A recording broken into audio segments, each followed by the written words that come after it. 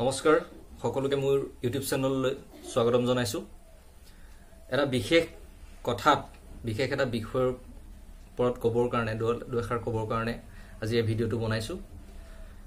আপোনালোক সকলো ইতিমধ্যে জ্ঞাত সকলোৱে গম পাইছে ইতিমধ্যে অসমৰ আকাশ বতাহ কপাই আছে সোশ্যাল মিডিয়া হক ইলেক্ট্ৰনিক মিডিয়া হক সকলোতে চৰ্চা পাইছে এখন কিতাপ বিজেপি নেতা সত্যৰঞ্জন বৰাই লিখা এখন কিতাপ ইছলাম আৰু কুৰাণৰ কলংকিত কথাবোৰ কথা হল এই আজি অলপ দিনৰ পৰা এই বিজেপি চৰকাৰখন শাসনলৈ অহাৰ পৰা এটা ভয়ানক শব্দ হৈ পৰিছে ধৰ্ম শব্দটো শুনিলেই মানুহে এতিয়া ভয় খায় কাৰণ ধৰ্মৰ প্ৰতি আমাৰ যেটো ৰেসপেক্ট আমাৰ যেটো সবে নিজৰ ধৰ্ম আমি নিজৰ ধৰণে ধুনিয়াকে কৰি আছো ধৰ্মটো এটা বেলেগ বস্তু কিন্তু এতিয়া মানুহে আটাইতকে ভয় লগা শব্দটো হৈছে ধৰ্ম শব্দটো শুনিলে মানুহে ভয় খায় এতিয়া কাৰণ এতিয়া যিবিলাক বিতৰ্ক হৈ আছে গোটেই বিতৰ্কখিনি অকল ধৰ্ম কথাটো হল ধৰ্মটো এটা বেলেগ বস্তু প্ৰত্যেকৰ নিজৰ ধৰ্ম আছে কোনোবা হিন্দু কোনোবা মুছলমান কোনোবা খ্ৰীষ্টান সবৰে নিজৰ এটা ধৰ্ম আছে সবে নিজৰ জায়গাত নিজৰ ধৰ্ম নিজৰ যিখিনি নীতি নিয়ম আছে তেনেকৈ নিজৰ ধৰ্মখিনি পালন কৰি আছে এই ধৰ্ম বস্তুটোক লৈ ইমান বিতৰ্ক কৰাৰ আসলতে মেইন উদ্দেশ্যটো কি এটো আমাৰ সৰ্বসাধাৰণ যিখিনি মানুহ আছো হিন্দু মুছলমান আমি গুটেখিনি মিলি আছো আমি যিখিনি সৰ্বসাধাৰণ ৰাইজ আছে সবৰে মনত এটাই প্ৰশ্ন এই ধৰ্ম শব্দটো এতিয়া ৰাজনীতিৰ মেৰপাকত সোমাই এটা ভয়ানক শব্দলৈ ৰূপান্তৰিত হৈছে ধৰ্ম বুলি কলে আগতে মানুহৰ শ্ৰদ্ধা আহিছিলে ভক্তি আহিছিলে ধাৰ্মিক কিবা কথা বা ধৰ্ম কিবা কথা আহিলে কিন্তু এটা ধৰ্ম বুলি কলে মানুহৰ মনত প্ৰথম শব্দটো আহে বিতৰ্ক ধৰ্ম মানে এতিয়া বিতৰ্ক হৈ গৈছে আৰু এইখিনি কৰিছে কিছুমান সমাজৰ আগশাৰী ব্যক্তি ৰাজনীতিবিদে হওক বা সামাজিক জীৱনৰ লগত জড়িত কিছুমান যিবিলাক মানে তীব্ৰ সাম্প্ৰদায়িক কোনোবা তীব্ৰ হিন্দুত্ববাদী কোনোবা একদম গোড়া মুছলমান তেনেকুৱা কিছুমান মানুহৰ কাৰণে আজি এই ধৰ্ম শব্দটো এটা ভয়ানক শব্দলৈ ৰূপান্তৰিত হৈছে বিশেষ বহলাই নকওঁ কথা হল সত্যৰঞ্জন বৰাই যিখন কিতাপ লিখিলে বা ইয়াৰ আগতো বিভিন্ন ধৰণে মুছলমানৰ এগেইনষ্টত কোনোবাই কমেন্ট দিছে হিন্দুৰ এগেইনষ্টতো কোনোবা মুছলমানে তেনেকুৱা ধৰণৰ বিতৰ্কিত মন্তব্য দিছে এই বস্তুখিনি আৰু কিমান দিনলৈ চলি থাকিব এনেদৰে আৰু কিমান দিনলৈ চলি থাকিব এইখিনি আমাৰ সৰ্বসাধাৰণ ৰাইজৰ মনত প্ৰশ্ন হয় এইখন শংকৰাজানৰ দেশ গতিকে শংকৰাজানৰ যিডাল সম্প্ৰীতিৰ এনাজৰী সেই এনাজৰীডাল এতিয়াও কটকটীয়া হৈ আছে নে আৰু ধৰ্মৰ ডেফিনেশ্যনটো যদি মই দিবলৈ যাওঁ ধৰ্মটো এনেকুৱা এটা বস্তু ধৰি ললো মই আৰু মোৰ দুজন বন্ধু আমি ইয়াৰ পৰা গুৱাহাটী গৈ আছো মই গৈছো বাছত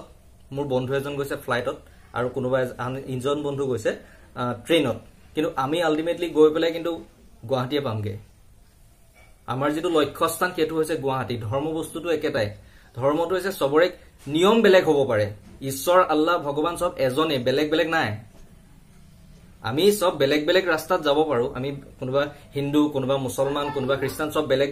আছে কিন্তু আপোনালোকে যদি সূক্ষ্মভাৱে গোটেই ধৰ্ম গ্ৰন্থবিলাক বা ধৰ্মৰ যিখিনি নীতি নিয়ম লিখা কিতাপ আছে এই গোটেই বস্তুখিনি যদি সূক্ষ্মভাৱে অধ্যয়ন কৰে তেতিয়া আপোনালোকে মূল বিষয়বস্তু মূল কথাটো বুজি পাব যে প্ৰত্যেক ধৰ্মৰ আসলতে মেইন কথা এটাই প্ৰত্যেক কোনো ধৰ্মই আন ধৰ্মক ঘৃণা কৰিবলৈ মানুহক ঘৃণা কৰিবলৈ শিকোৱা নাই কোনো ধৰ্মই মানুহৰ মাজত কাজিয়া কৰিবলৈ শিকোৱা নাই প্ৰত্যেক ধৰ্মই শান্তিৰ কথা কৈছে প্ৰত্যেক ধৰ্মই সম্প্ৰীতিৰ কথা কৈছে আমাৰ যেটো মানুহে মানুহক আসলে ভাল পাব লাগিব আৰু অতি ধৰ্মীয়গিৰি দেখাই লাভ নাই মই হিন্দু মই মুছলমান এইবোৰ হোৱাৰ আগত প্ৰকৃততে এজন মানুহক প্ৰথমে এজন মানুহ হ'ব লাগিব এজন মানুহ হ'বলৈ সঁচা মানুহ হ'বলৈ সৎ মানুহ হ'বলৈ যিখিনি গুণৰ প্ৰয়োজন সেই গুণখিনি আপোনাৰ গাত থাকিব লাগিব প্ৰথমতে এই গুণখিনি আপুনি আহৰণ কৰিব লাগিব তাৰ পিছত ধৰ্মীয়গিৰি দেখাই থাকক হিন্দুগিৰি মুছলমানগিৰি এইবোৰ দেখাই থাকক তাতকে আচৰিত কথা এই বস্তুবিলাকে এই বিতৰ্কবিলাকে আমাৰ সাম্প্ৰতিক যেটো পৰিস্থিতি মানে পৰিবেশ গোটেই পৰিবেশটোৱে বিনষ্ট কৰি পেলাই এতিয়া এনেকুৱা হৈ গৈছে সব এটা নিজৰ পাৰ্টি হেতুৱে বিচাৰি আছে নেকি মই বুজিয়ে পোৱা নাই আসলে হিন্দু বেলেগ পাৰ্টি মুছলমান বেলেগ পাৰ্টি এইবোৰ বাদ দিয়ক আমি মানুহ সব মানুহ হৈ জীয়াই থাকক হিন্দুগিৰি মুছলমানগিৰি অতি বেছি হোৱাটো বেয়া এই সত্যৰঞ্জন বৰা ঠিক আছে তেখেতে আমাৰ ধৰ্মীয় গ্ৰন্থ কুৰাণ শৰীফ তেওঁ কিবা অনুবাদ অধ্যয়ন কৰিলো কৈছে অধ্যয়ন কৰি তেওঁৰ মনত প্ৰশ্ন অহাটো স্বাভাৱিক কিবা প্ৰশ্ন আহিছে হেতু বেলেগ কথা আহিব পাৰে মই যদি কিবা মই গীতা বা কিবা বেলেগ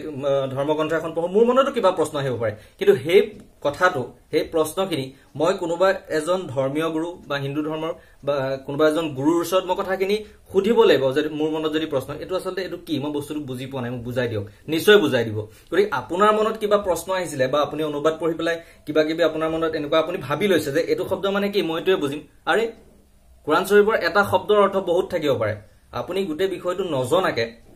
আপুনি এখন কিতাপ লিখি কিতাপখন পাবলিশ কৰাৰ যুক্তি ক'ত আপোনাৰ মনত প্ৰশ্ন আহিছে মানি লৈছো আপোনাৰ মনত প্ৰশ্ন আহিলে তেনেকুৱা বিজ্ঞ ব্যক্তি আছিল মুছলমান ধৰ্মৰ মুছলমান সম্প্ৰদায়ৰ তেনেকুৱা ব্যক্তিৰ ওচৰত আপুনি কিয় সেই বিষয়টো আলোচনা নকৰিলে তেওঁলোকক কিয় নুখুধিলে আগতীয়াকে আপুনি যে কিতাপ লিখি মিডিয়াৰ আগত বাইট দি পেলাই ইমান বিতৰ্কৰ সৃষ্টি কৰিলে তাৰ উদ্দেশ্যটো কি আপোনাৰ প্ৰশ্নক মই সন্মান জনাইছো প্ৰশ্ন খুদাটো প্ৰত্যেকৰ অধিকাৰ আছে স্বাভাৱিক এটো মই সন্মান জনাইছো প্ৰত্যেকে সন্মান জনাব কিন্তু আপোনাৰ ভুলটো হৈ গল আপুনি প্ৰথমতে কোনোবা এজনৰ ওচৰত খুধিব লাগিছিল যে এইখিনি বিষয় মই এনেকে লিখিছে ইয়াৰ আসলতে উদ্দেশ্যটো কি ইয়াৰ অৰ্থটো কি এই কথাখিনিৰ অৰ্থ কি আপোনাক নিশ্চয় বুজাই দিলেহেঁতেন তাকে নকৰি আপুনি এখন কিতাপ তেনেদৰে লিখি আৰু যেটো আপুনি তাই ওপৰত লিখিছে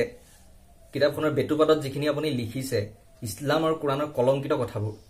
আপুনি মনত ভাবি ললে মানে এটো শব্দৰ অৰ্থ এটো আৰু সেই কাৰণে আপুনি টাইটেলত লিখি দিলে যে ইছলাম আৰু কুৰাণৰ কলংকিত কথাবোৰ ইছলামৰ আমুক এনেকুৱা ধৰণৰ আপুনি কিছুমান বেতুপাতত লিখি পেলাই এটা এক্সট্ৰা পাবলিসিটি ললে আৰু আপুনি আসলে পাবলিসিটি বিচাৰি আছে গতিকে মোৰ ভিডিওটো বনোৱাৰ কোনো উদ্দেশ্য নাছিলে কিন্তু মানে আপুনি তাৰ পিছতো এই ইমানখিনি কোৱাৰ পিছতো যিখিনি বাইট দি আছে অলৰেডি কিছুমান বাইট পাইছো আপোনাৰ এই বাইটখিনিৰ কাৰণে এই ভিডিওটো বনাবলৈ বাধ্য হলো গে মই এটা কথাই ক'ব বিচাৰিছো আমাৰ যিখন চৰকাৰ আছে এতিয়া বিজেপি চৰকাৰ কেন্দ্ৰটো আছে ৰাজ্যটো আছে বিজেপি চৰকাৰ গতিকে কথা হল সৰকাৰ জুনেই নহক যদি ভাল কাম কৰে ৰাইজৰ কাম কৰে তেতিয়াহলে হিন্দু মুছলমান খ্ৰীষ্টান জৈন যিমান ধৰ্ম আছে প্ৰত্যেক ধৰ্ম মানুহে আপোনালোকক সাপোৰ্ট কৰিব আপোনালোকৰ লগত থাকিব কিন্তু যদি এনে ধৰণৰ আপোনালোকে এই বিতৰ্কৰ বিলাক যিবিলাক ব্যক্তিয়ে কৰি আছে তেওঁলোকৰ ওপৰত একো একচন নলয় তেতিয়াহলে এনেকুৱা বিতৰ্ক আৰু বাঢ়ি গৈ থাকিব আৰু হয়তো ভৱিষ্যতে বহুত বেয়া পৰিস্থিতিও হ'ব পাৰে আৰু তাৰ বাবে কিন্তু জগৰীয়া হ'ব বৰ্তমান শাসনাধিষ্ঠ বিজেপি চৰকাৰখন গতিকে মই চৰকাৰ প্ৰশাসনক অনুৰোধ জনাইছো এনেকুৱা ধৰণৰ মই কলে সত্যৰঞ্জন বৰাৰ কথাটোৱে কোৱা নাই বাকি যিমানে নহওক কোনোবা মুছলমানে তেনে ধৰণৰ কিবা মন্তব্য কৰিছে বা কোনোবা ধৰ্মৰ এগেইনষ্টত কিবা কৰিছে ইমিডিয়েট এৰেষ্ট কৰক তেওঁক শাস্তি দিয়ক বা কোনোবা হিন্দুৱে যদি তেনে ধৰণৰ কাণ্ড কৰিছে তেওঁৰ ওপৰত ইমিডিয়েট একচন লওক তেতিয়া এনে ধৰণৰ ঘটনাবিলাক খাম কাটিব গতিকে আৰু বিশেষ নকও মই সকলোকে ভিডিওটো যদি মোৰ কথাখিনি যদি আপোনালোক একমত তেনেহলে ভিডিওটো শেয়াৰ কৰিব যিমান পাৰে আৰু মই এই ভিডিওটোৰ জৰিয়তে আশা কৰিছো যে অনাগত দিনত আমাৰ যেটো সাম্প্ৰতিক অসমৰ পৰিস্থিতি হৈ আছে হিন্দু মুছলমান আমুক তামুক কিবা কিবি এই ধৰ্মীয়গিৰি দেখুৱা মানুহসকলৰ মানসিকতাটো চেঞ্জ হওক প্ৰথম মানসিকতা চেঞ্জ হ'ব লাগিব মানসিকতা চেঞ্জ হলে এখন ধুনিয়া অসম হ'ব ধুনিয়া ভাৰত হ'ব তেতিয়া আমি শান্তিত বসবাস কৰিব পাৰিম ধন্যবাদ নমস্কাৰ আৰু যদি মই এনে ধৰণৰ যিবিলাক সাম্প্ৰতিক বিষয়বস্তু আহি থাকিব প্ৰত্যেক বিষয়বস্তুৰ ওপৰত ভিডিও বনাই থাকিম মোৰ মন্তব্য দি থাকিম যেটো এখন স্বাধীন দেশৰ নাগৰিক মোৰ বাক স্বাধীনতা আছে কথা কোৱাৰ গতিকে কৈ যাম আপোনালোকৰ সহায় সহযোগ কামনা কৰিলো আৰু